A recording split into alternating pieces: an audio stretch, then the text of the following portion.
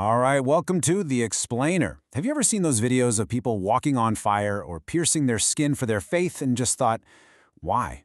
Well, today we are diving deep into a fascinating theory that suggests these incredibly intense acts might not be what they seem at all. Yeah, you've seen images just like these, right? Acts of devotion so extreme they just seem to defy all logic. But what if there's a deeper psychological system at play here? A kind of hidden logic that's been passed down for centuries. To figure that out, let's start by looking at where these rituals actually come from. So, our journey begins in the villages of Tamil Nadu in India. This is a place where certain Hindu rituals are practiced with an intensity that, can be pretty startling to an outsider. It's this incredibly vibrant and sometimes really visceral expression of faith. And we're not talking about rare or isolated events here. Things like body piercing for the deity Lord Murugan, or firewalking for the goddess Mariamman. These are deeply, deeply ingrained traditions. They've been a core part of the spiritual fabric of this place for literally thousands of years. Now, the author of the source material we're looking at today grew up seeing these powerful rituals all the time, and he asked a pretty fundamental question, one that a lot of us might ask. Is this all just superstition, or is there something more going on, something just beneath the surface? So after years and years of questioning this, he came up with a really compelling theory. He proposed that these rituals aren't random at all. In fact, he suggests they're part of a divinely inspired, subconscious system designed to resolve our spiritual debts. And that right there brings us to the core of this whole idea, which really revolves around karma. The principle that your actions in one life can have consequences in the next. The theory goes that these rituals aren't about self-punishment. No, they're more like preemptive, spiritual solutions to pacify some really heavy negative karma from past lives. Okay, so here's the absolute crucial point. This theory suggests that the powerful, almost overwhelming urge to perform one of these rituals actually comes from within you. It's this subconscious drive to face a small, controlled hardship right now to avoid a much, much bigger disaster later on. So how does this actually work in practice? What does it look like?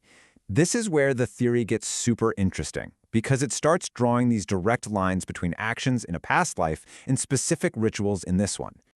Okay, let's take body piercing, for example. According to this theory, if someone tortured people with sharp weapons in a past life, they might feel this really powerful subconscious urge to undergo ritual piercing in this life. The act itself is believed to settle that karmic debt and maybe, just maybe, prevent a violent accident from happening to them now. And it's the same kind of logic with fire rituals. Let's say you had a past life as an arsonist. Well, that might lead to this subconscious pull towards fire walking. By facing the flames in a controlled devotional ceremony, you're essentially settling that karmic account, and you're possibly preventing a real-life disastrous fire from happening to you.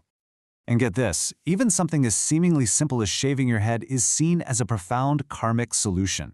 If a person's karma is lined up to require them to have major surgery, going under the knife, this ritual can act as a substitute. That small nick you might get from the razor, that's considered a token payment, and it satisfies the debt in a much, much less invasive way. This all raises a really fascinating question, doesn't it? If this is all happening at a subconscious level, what's the guiding force? How on earth does a person just know which specific ritual is the one that solves their unique karmic problem? Well, the theory has an answer for that.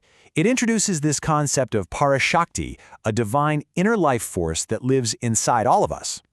You can think of it like a spiritual hard drive that has a perfect record of all our karmic data. It's a database our conscious mind just can't tap into. This is the engine of the whole system, the all-knowing guide that diagnoses the problem and prescribes the exact ritualistic cure. So here's how the process supposedly works. Step 1. A serious karmic debt from a past life is about to come due. Step 2. Parashakti, acting like a kind of internal alarm system, sends a powerful, intuitive signal to your conscious mind, this intense urge to perform a very specific ritual. And Step 3. The person acts on that urge out of pure faith, and in doing so, they unknowingly dial down the severity of whatever karmic event was about to hit them. This quote from the source material really just nails the whole idea. See, the point isn't that you can just erase your karma. The bill always comes due. No one escapes it. But through faith and by listening to this inner guide, this theory suggests you can basically negotiate the intensity of that payment. You can't skip the check, but maybe you can get a discount. So, when you step back and look at it, How does a theory like this change how we see these ancient traditions? What does it all mean when we zoom out? Well, what this perspective really offers is a new way to see these intense acts. They're not something to just be dismissed as primitive. Instead, you can see them as a form of deep, intuitive, psychospiritual therapy. It paints a picture of a world where faith is the key to this profound internal system of healing and achieving karmic balance. So what's the big takeaway here? You know, whether you see this theory as a literal truth or just a really powerful metaphor, it challenges us to look closer at the traditions we don't understand. And it really makes you wonder, doesn't it? What other hidden psychological systems might be coded into traditions all over the world, just waiting for us to figure them out?